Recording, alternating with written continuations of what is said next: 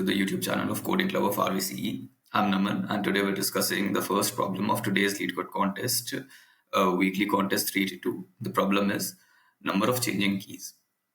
So, according to the problem, we've been given a string, and we have to find the number of times the key changes for the string. We do not have to mind the case of the letters, just the number of changes for the entire string.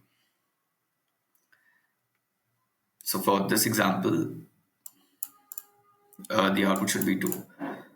Okay.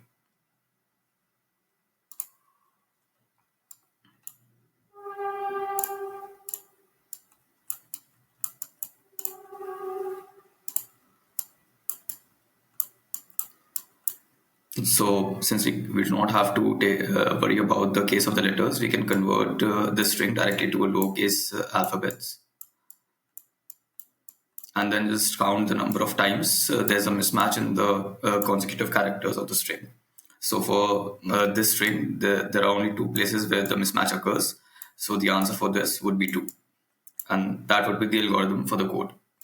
It's a pretty simple question. It would be achievable in linear time complexity.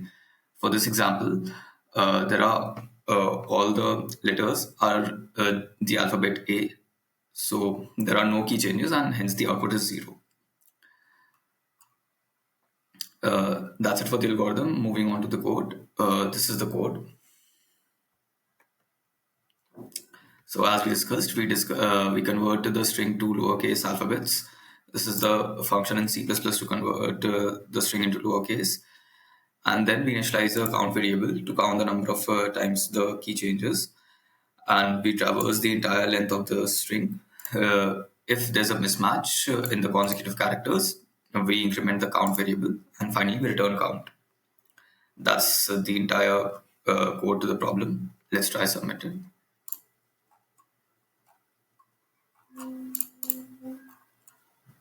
And yeah, it's accepted. So that's it for the first problem. See you guys next time.